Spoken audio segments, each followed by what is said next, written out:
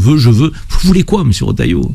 L'Algérie, c'est pas un département français. C'est un pays autonome, souverain, et les relations entre la France et l'Algérie sont régies par les conventions internationales. Donc, et là, le président a remis sur la table le respect de ces conventions par la voix de Gérald Darmanin, garde des Sceaux, ministre de la Justice, qui se rendra après Jean-Noël Barrot en Algérie. Donc, on voit bien que Emmanuel Macron a repositionné le jeu entre lui et le président Tebboune, entre Jean-Noël Barrot, ministre des Affaires étrangères, et M. Attaf, ministre des Affaires étrangères algérien, et entre Gérald Darmanin, pour gérer la question migratoire des OQTF. Karim Zeribi analyse en profondeur l'entretien récent entre le président français Emmanuel Macron et son homologue algérien Abdelmadjid Tebboune, visant à apaiser les tensions diplomatiques entre la France et l'Algérie. Il met en lumière les implications de cette démarche pour les figures politiques françaises, notamment Bruno Retailleau, qui avait adopté une position ferme sur les relations franco-algériennes. Zeribi souligne que l'initiative de Macron marque une volonté de reprendre le contrôle du dialogue avec l'Algérie, ce qui pourrait marginaliser les voix internes prônant une ligne dure, comme celle de Retailleau. Il explique comment cette dynamique reflète les tensions au sein de la politique française concernant la gestion des relations avec l'Algérie. Ah, attendez Karim, vous vous emballez un peu trop vite, si je peux me permettre l'expression. Tu vas me parler de Brahim Sensal. Oui, exactement. Comment vous savez. Pourtant, on n'a pas échangé sur ce sujet. Bruno Retailleau, qui a réagi face à ce coup de fil, cet échange entre Emmanuel Macron et Abdelmadjid Tebboune. Bruno Retailleau, j'ouvre les guillemets, a bon espoir de voir revenir Boualem Sansal. Alors, je voudrais vous entendre, Karim Zeribi, réagir aux propos de Bruno Retailleau. Dans cet échange aussi téléphonique, le président français a échangé avec le président algérien en lui demandant, a appelé, il lui a pas demandé, il a appelé notamment à un petit geste de clémence et d'humanité. Tu peux me redéfinir la sortie de Retailleau, juste le début. Le début, à bon espoir de voir revenir Boualem Sansal. Je trouve que le ton a changé. Je trouve que le ton a changé. Bruno Retailleau, il dit plus je veux. Il dit plus État, voyou, dictature, tatati, tatata. Le temps a changé. Il a bon espoir de voir revenir Boualem Sansal. Nous avons tous bon espoir de voir revenir M. Boualem Sansal.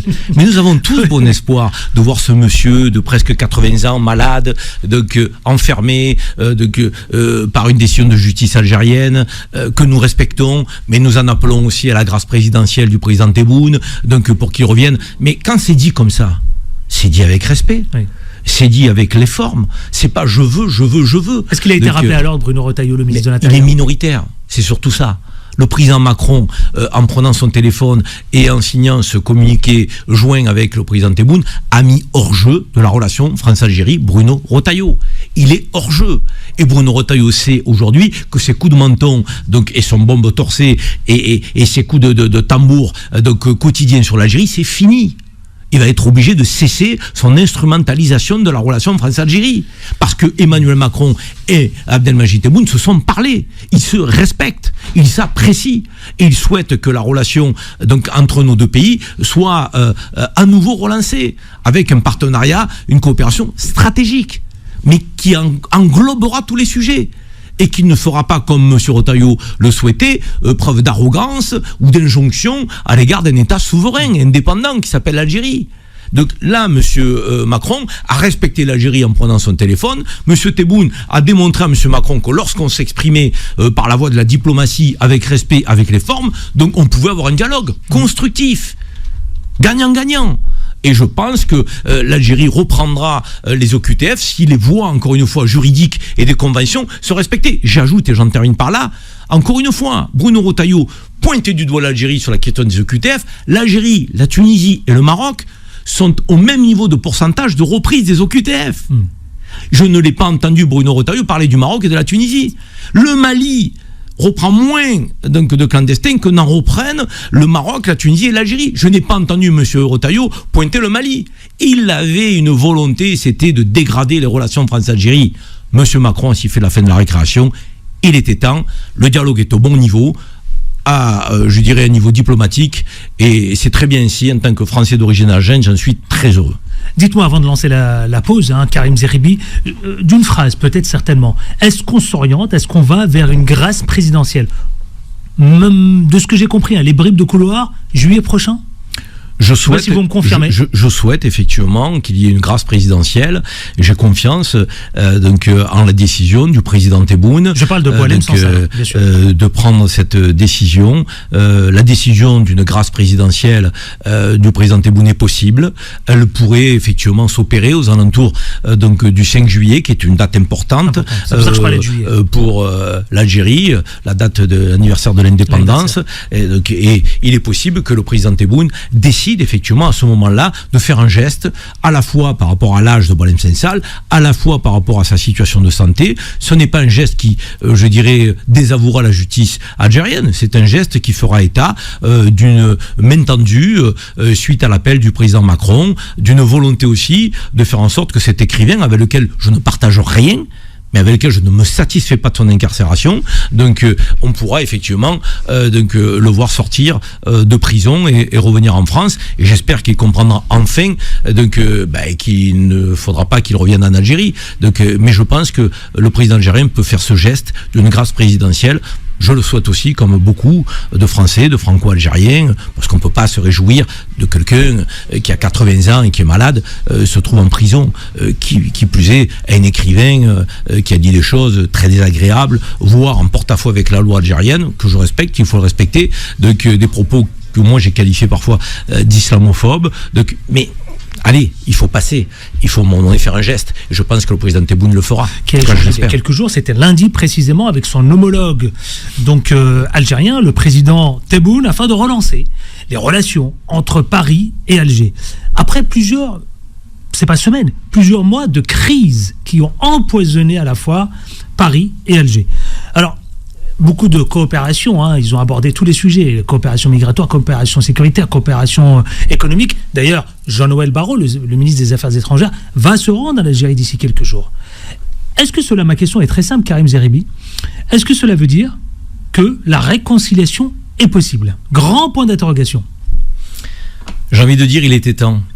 Il était temps que le président de la République, Emmanuel Macron, décroche son téléphone pour appeler son homologue algérien, Abdelmajid Tebboune, pour mettre fin à ces tensions et ces crispations qui n'ont que trop duré et qui étaient alimentées depuis ces longues semaines par certains politiques français, Bruno Retailleau en tête, qui était devenu non pas le ministre des Affaires de l'Intérieur, mais qui était devenu le ministre des Affaires algériennes, puisque matin, midi et soir, Bruno Retailleau semblait être obsédé par l'Algérie, par la question des OQTF, par la question de Boualem Sansal, et chercher tous les jours une polémique supplémentaire pour commenter ces deux sujets.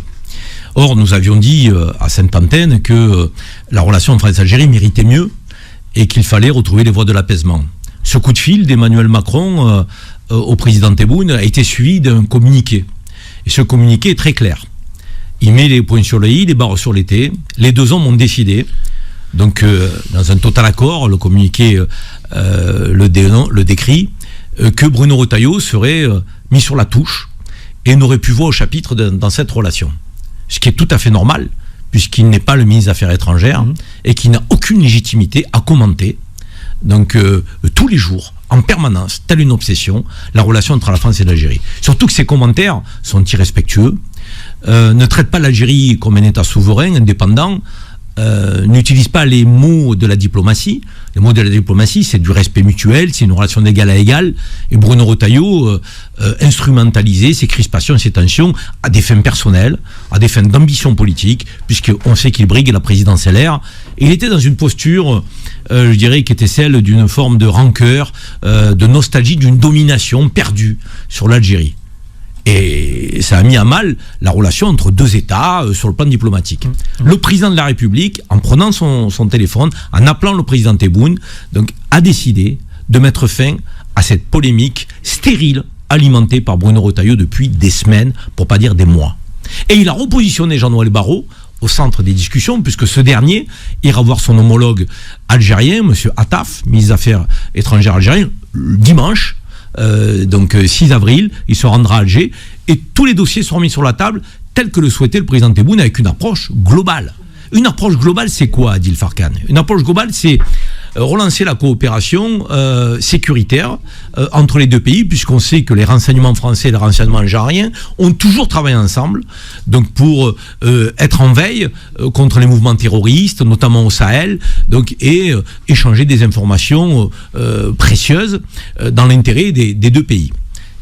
Quand Retailleau faisait part de son obsession algérienne, les rapports s'étaient, je dirais, dégradés entre les services. Là, aujourd'hui, ils vont reprendre. Et force est de constater que les services algériens sont reconnus à l'échelle du monde. Depuis que l'Algérie a lutté contre la décennie noire, ce terrorisme qui avait frappé l'Algérie pendant 10 ans, les années 90 à 2000, avec à la tête des services algériens, général Toufik, que la CIA, que les services russes, que les services français reconnaissaient tel un grand professionnel du renseignement. Il y a une école algérienne du renseignement derrière qui est très efficace, très pertinente. Et donc la France a besoin d'avoir ces échanges-là, cette coopération-là, pour protéger notre pays. Et donc la coopération sécuritaire va relancer, et c'est une bonne nouvelle. La coopération économique avait été mise à mal aussi.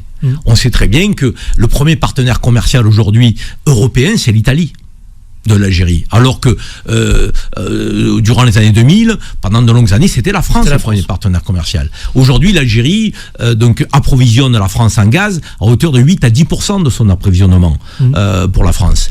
Pour l'Italie, avec le pipeline Transmed qui a été mis en place entre l'Algérie et l'Italie, c'est 40% du gaz qui passe par ce pipeline, qui arrive en Italie et qui est distribué en Europe.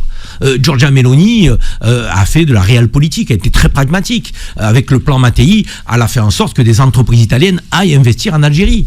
Donc dans une approche d'égal à égal et pas dans une approche d'arrogance. Donc Giorgia Meloni fait ce que la France devrait faire. Donc une relation de respect mutuel entre l'Italie et l'Algérie. Il faut aller dans ce sens entre la France et l'Algérie. Donc deuxième partenariat stratégique, l'économie. Troisième partenariat stratégique, les flux migratoires.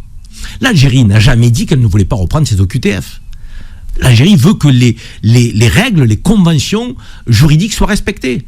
Et c'est pas la justice algérienne qui a retoqué Retailleau lorsqu'il a voulu expulser un influenceur algérien. C'est la justice française qui a dit à Bruno Retailleau: Monsieur le ministre, vous faites fausse route. Vous ne respectez pas le droit. Vous n'êtes pas dans les clous sur le plan juridique.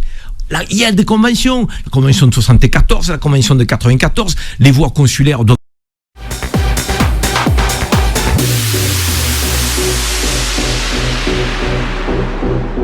discuter, échanger, donc même si vous avez un passeport biométrique, il faut en laisser passer adressé par le pays d'accueil. Bruno Retailleau, il met les gens dans l'avion, je veux. Vous voulez quoi, monsieur Retailleau?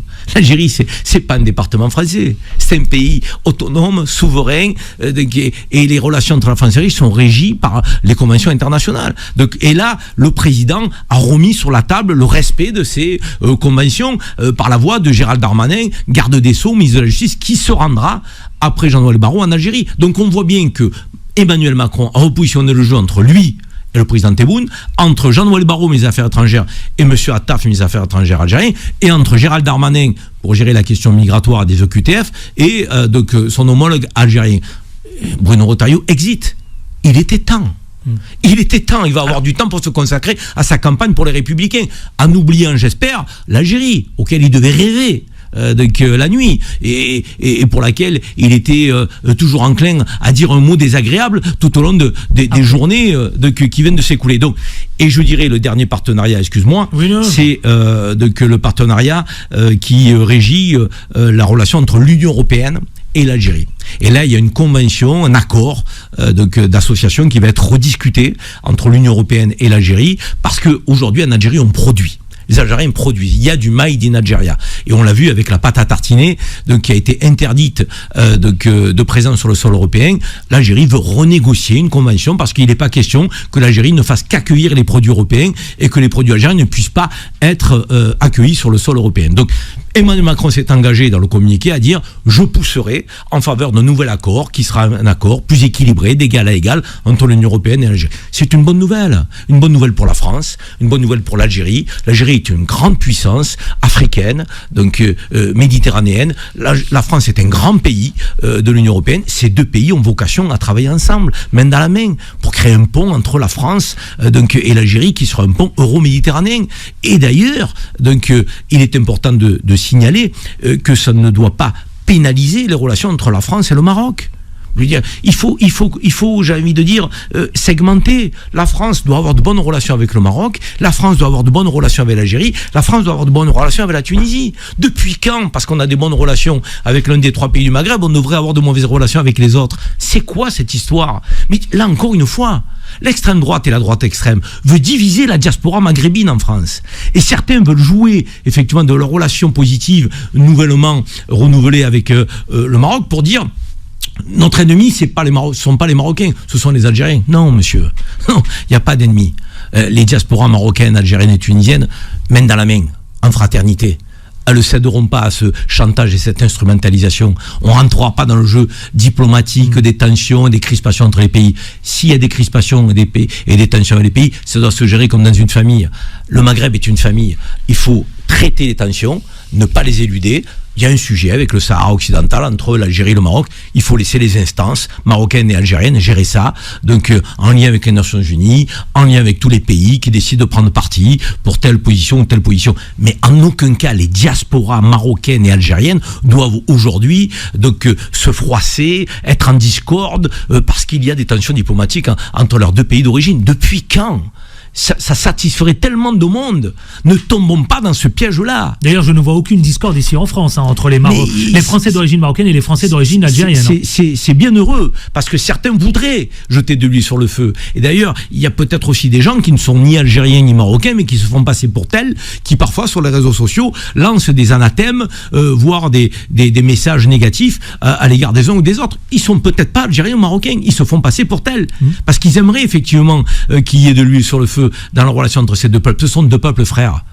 Et je rajouterai la Tunisie, 3 peuples frères, qui, pour l'immense majorité d'entre eux, croient en la même religion, partagent la même langue, en matière de culture, de gastronomie, de musique, ils sont quasiment à l'identique. Donc arrêtons. Et la même terre. Il y aura et la même terre, ce Maghreb. Donc il faut l'union du Maghreb. Donc, et j'espère qu'on aura effectivement à terme cette possibilité de voir les 3 pays du Maghreb, puisque la Libye et la Mauritanie sont dans des situations un peu particulières, mais ces 3 pays du Maghreb faire au corps à un moment donné et pouvoir parler à leurs interlocuteurs d'une même voix.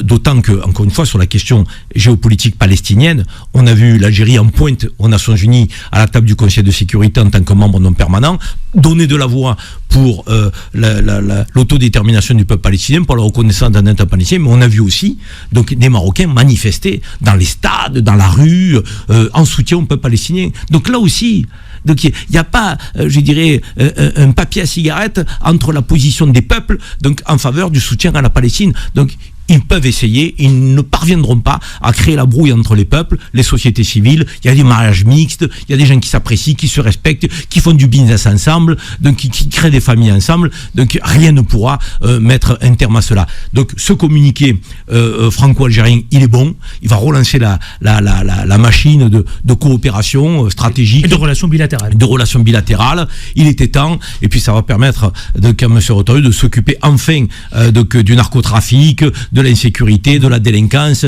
et d'oublier un peu les Algériens et l'Algérie.